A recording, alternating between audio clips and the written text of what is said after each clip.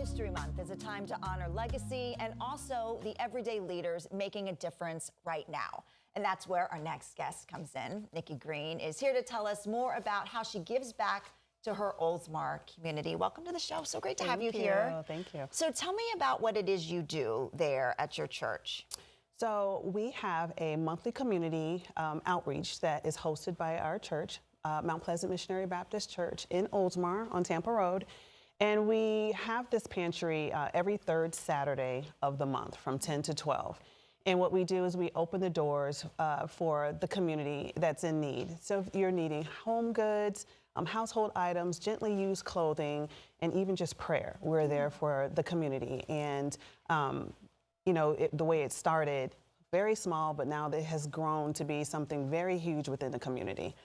And you were talking a little bit earlier when we were off camera about how it started. Yes. Tell me about that. Yes, so back in 2021 of December, we received negative publicity on the church. It was vandalized by a homeless gentleman. He vandalized the church to the point to where we had over $50,000 in damages. And the city of Oldsmar and its residents just poured into the church. We had companies coming out, cleaning the church, repainting the church. And just the fact that they poured into us made a difference in how we felt, you know, wow, they really care about this little church in Oldsmar. And so once we were back up and running, we decided to pour back into the community. And so we had created this pantry to give back to those that had given to us. Yeah, and why did you want to do this every month and not just, you know, a one-time thing or around the holidays? Consistency, it builds trust in the community instead of just a one and done. They know that we're there.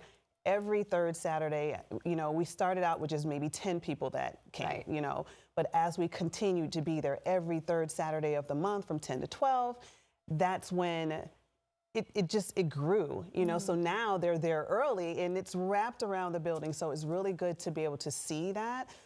They trust us now. We know these folks and, you know, we just, you know, pour into them as they continue to pour into us. Yeah, but I imagine now feeding all those people, that's another challenge. So do you need help from the wider community to continue to do this? Absolutely, Yeah. and that's what keeps us going.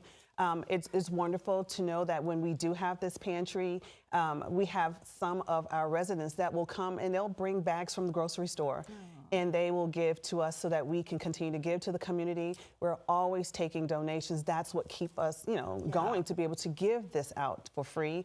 And so, you know, yes, we are always accepting donations. We're always accepting resources. So meaning vendors. So if anyone wants to come out and participate in that, that's great because we want to be not only a pantry, but we also want to be that resource to the community. Yeah, and I assume you need volunteers as well to help distribute everything. Absolutely. It's a lot of work.